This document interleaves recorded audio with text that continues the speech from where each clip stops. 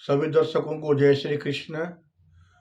माघ महीना जो बहुत ही परम पवित्र है, उसके 14वें दिन की कथा इस प्रकार से आई है।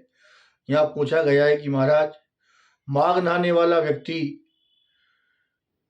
कौन कौन से पुण्य को प्राप्त करता है। तो यहाँ वर्णन किया गया कि माघ स्नान करने वाला व्यक्ति बड़ा सा बड़ा अधर्मी हो, बहुत भयानक, जिसने पाप कर लिए हों, वो भी माघ के महीने में अगर वो ब्रह्म मुहूर्त में उठ करके स्नान करता है, और वो भी विशेष करके कुएं, बावड़ी, तालाब या देव तीर्थ जैसे कुरुक्षेत्र, सेतबंधु, रामेश्वर, जगदीश के समुद्र में, या फिर वो गंगा में या रेवा नाम नर्मदा में, ऐसी नदियों में स्नान करता है तो वो सारे पापों को धो देता है।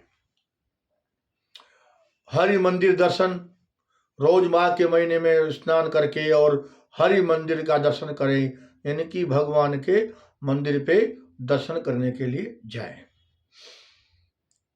मंदिर दर्शन तो व्यक्ति को रोजाना ही जाना चाहिए। आजकल लोगों ने घर में बहुत बड़े बड़े मंदिर बना लिए। भागवत के 11वें स्कंद में वर्णन आया है कि एक बलात से बड़ी मूर्ति घर में नहीं होना चाहिए, लेकिन लोगों ने तो 2-2 फीट की मूर्तियां भगवान की घरों में स्थापित कर रखी है और घर में ही कह रहे कि बस हम। अरे भाई, आप लोग जब मंदिर में नहीं जाओगे तो लोगों से मिलना जुलना कैसे होगा, भगवान की कृपा कैसे होगी, और समाज संगठित कैसे होगा। सब पृथक पृथक पूजाएं करेंगे, अलग अलग रहेंगे, अलग अलग की साधनाएं करेंगे तो समाज संगठित नहीं हो सकता। तो भगवान की कृपा के साथ साथ इससे परिचय बढ़ता है, समाज संगठित होता है। इसलिए भी हरि मंदिर रोज जाना चाहिए। लोगों से रामाश्यामी होगी, लोगों के दुख दर्द बांटने को मिलेंगे, हाल चाल पूछेंगे तो पता चलेगा कैसे हो, क्या हो रहा है, सब मजे में है ना, है? तो इस तरह से इसीलिए हरि मंदिर रोज जाओ, सुबह नहीं तो शाम को जाओ, और दोनों समय जा सके, सुबह और आरती के समय शाम को, तो फिर कहना ही क्या। लेकिन हरि मंदिर जाना चाहिए। जो हरि मंदिर गया वो भी अपने सारे पापों का नाश कर देता है। हरि मंदिर में दीप दान करने वाला, जिसने भगवान के दीपक का दान किया, दीप जलाया, वो भी बहुत पुण्य भोग करके स्वर्ग में, और जब मृत्युलोक में जन्म भी लेता है, वो राजा महाराजा या सेठ साहूकार या तपस्वी योगी ब्राह्मण कोई भी हो, जब वो जन्मता है तो उसके आभा मंडल, उसका जो चेहरा है वो तेज युक्त होता है, बहुत सुंदर होता है, जिसने दीप का दान दिया है। जो स्वर्ण दान आदि करते हैं वो दरिद्री नहीं रहते।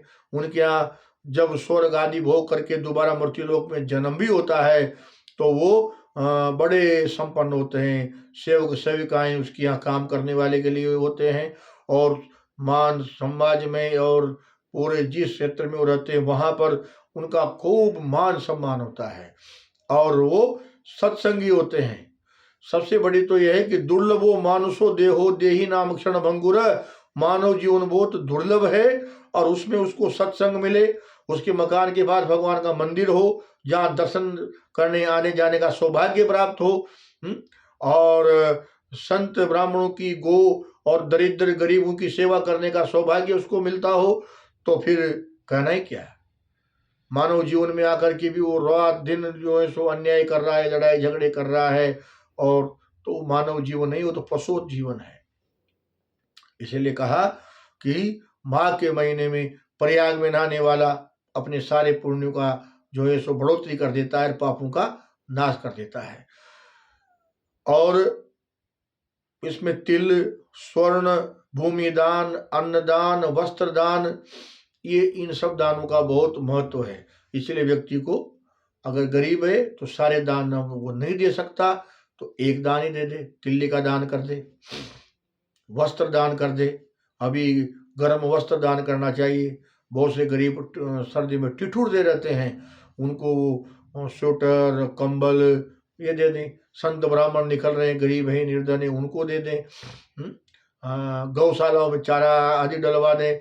इस तरह के पुनीत कार्य करने वाला व्यक्ति भगवान के उसे परम स्वर्ग में भोग करके आनंद लेता हुआ, और जब कभी फिर मृत्यु लोक में दोबारा जन्म भी जब होता है तो वो राजा बनता है या बहुत बड़ा सेठ बनता है, और जिसका देश दिगांतर तक उसकी जय जयकार होती रहती है।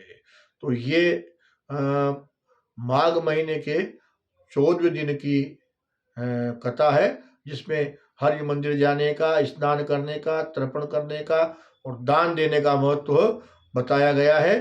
तो ये कथा यहीं विराम लेती है। सभी को जय श्री कृष्ण। वीडियो को सब्सक्राइब करें, लाइक करें और शेयर करें। जय श्री कृष्ण।